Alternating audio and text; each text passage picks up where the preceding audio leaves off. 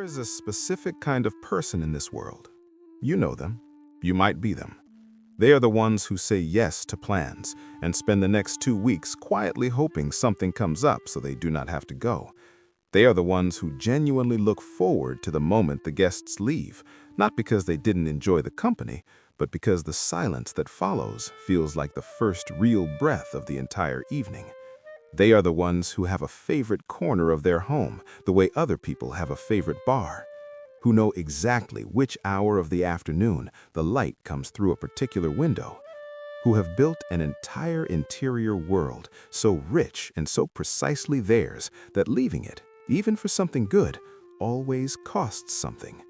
These are the people who love staying home, and they have spent their entire lives being told, in ways both loud and quiet, that this is a problem, that they are missing something, that life is happening somewhere else and they keep choosing to sit it out.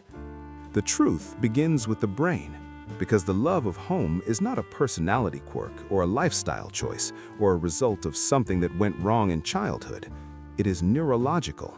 It is wired into the architecture of certain nervous systems in ways that are measurable and consistent and entirely beyond the reach of motivation or willpower or the right amount of social pressure. Psychologist Hans Eysenck spent decades studying what he called cortical arousal, the baseline level of neurostimulation that different brains maintain at rest. His research produced a finding so fundamental and so consistently ignored by popular culture that it bears stating plainly. Human brains are not all calibrated the same way. Some brains, the brains of people we call extroverts, run at a naturally low baseline. They need significant external input to reach their optimal level of stimulation. Noise, crowds, novelty, unpredictability, these things bring their nervous system up to where it needs to be to feel alive, to feel present, to feel like themselves. Take away that external stimulation and they feel flat, restless, understimulated in a way that is genuinely uncomfortable. And this is the brain that belongs to most people watching this video, run at a naturally higher baseline.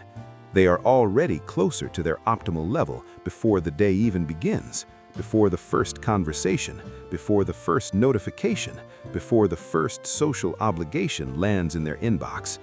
Add significant external stimulation to that already activated system and something tips, not into excitement, into overwhelm, into that specific kind of exhaustion that has nothing to do with physical tiredness and everything to do with a nervous system that has been asked to process more than it was designed to process comfortably. The quiet room is not a retreat for these people, it is a return. Home is not where they go to hide from the world, it is where their brain finally gets to operate the way it was always meant to operate. And nobody who has ever felt that knows how to fully explain it to someone who hasn't. But the neuroscience only tells part of the story, because the love of home is not just about stimulation thresholds and cortical arousal. It is about something deeper and more personal than any brain scan can fully capture. It is about what happens to a person, what becomes possible for a person when they are finally alone in a space that is entirely theirs.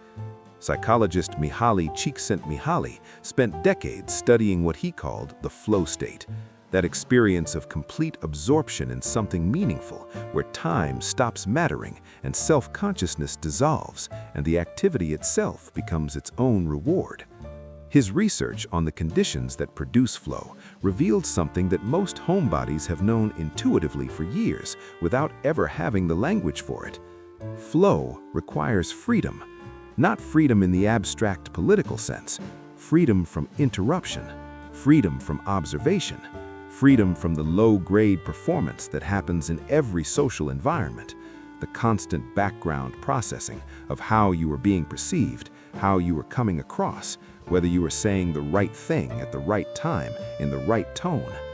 This performance is so automatic, so deeply embedded in the social brain that most people don't even notice they're doing it until it stops. And it stops fully and completely only when the last other person leaves. The person who loves staying home has often discovered not through philosophy, but through lived experience, that their richest thinking, their deepest creativity, their most genuine engagement with the things that matter to them happens in that specific kind of quiet. They are not opting out of experience, they are protecting the conditions under which their best experience becomes possible. There is a profound difference between those two things, and it matters enormously. There is a word that gets attached to people who love staying home, and it is time to examine it honestly. The word is avoidance.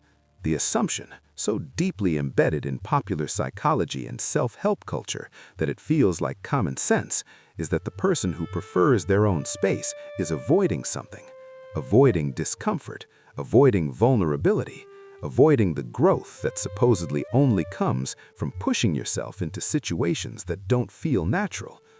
This assumption contains a grain of truth that gets expanded into something false. Yes, some people use home as a hiding place. Yes, for some people, the preference for staying in is driven by anxiety or fear or a wound that is never fully healed. This is real, and it is worth taking seriously. But it is not the whole story, and it is not even most of the story. Psychologist Ester Buchholz spent years drawing the distinction that our culture desperately needs, the distinction between loneliness and solitude. Loneliness is the pain of unwanted isolation. It is the ache of needing connection and not having it. It is a wound. But solitude, genuine chosen solitude, is something entirely different. It is the experience of being alone and finding that experience not just tolerable, but actively nourishing, restoring, clarifying. It is the experience of returning to yourself after time spent in the world and finding that the return feels like relief rather than defeat. Buchholz's research found that the capacity for genuine solitude, the ability to be comfortably alone without immediately reaching for distraction or stimulation or the presence of other people, is not a deficit. It is a developmental achievement, one of the markers of genuine psychological maturity. The person who can sit alone in a quiet room and feel at peace is not someone who has failed to develop socially. They are someone who has developed something that most people never find, a relationship with their own inner life that does not require constant external validation to feel real. Now, let's talk about the home itself, because for the people who love it, home is not just a physical location. It is not an address or a lease agreement or a collection of furniture. It is something far more personal and far more psychologically significant than any of those things. Psychologist Clare Cooper Marcus dedicated her career to studying what she called the psychological meaning of home, the way people project their inner world onto their living space, the way the arrangement of objects and the quality of light and the specific textures of a familiar room become a physical map of who a person is at their most private and most unguarded. And what her research consistently showed is that for people who spend significant time at home, who inhabit their space rather than merely sleep in it, the relationship between self and place becomes genuinely intimate. The books on the shelf are not decoration, they are autobiography. The specific mug used every morning is not arbitrary. It is a small daily ritual that carries more meaning than it has any logical right to carry. The corner of the sofa, the particular lamp, the view from a specific window at a specific hour, these things accumulate into something that feels irreplaceable, not because the objects themselves are precious, but because they are saturated with the presence of the person who has lived among them. Walking through the door at the end of a day in the world is not just a physical act. For these people, it is a return to the self, a shedding of every version of themselves they had to perform or manage or present in the hours spent outside. And that specific moment, the door closing, the outside world receding, the familiar smell and light and quiet of home settling around them, is one of the most genuinely profound experiences in their daily life. This is what psychology looks like when it stops pathologizing quiet, when it stops measuring a good life by how often someone leaves the house, when it finally takes seriously the possibility that for some people, for many people, The most alive they ever feel is in a room of their own, in a silence they chose, in a life that does not need to be witnessed to be real. New video every week on Sophix, the science of what is actually happening underneath.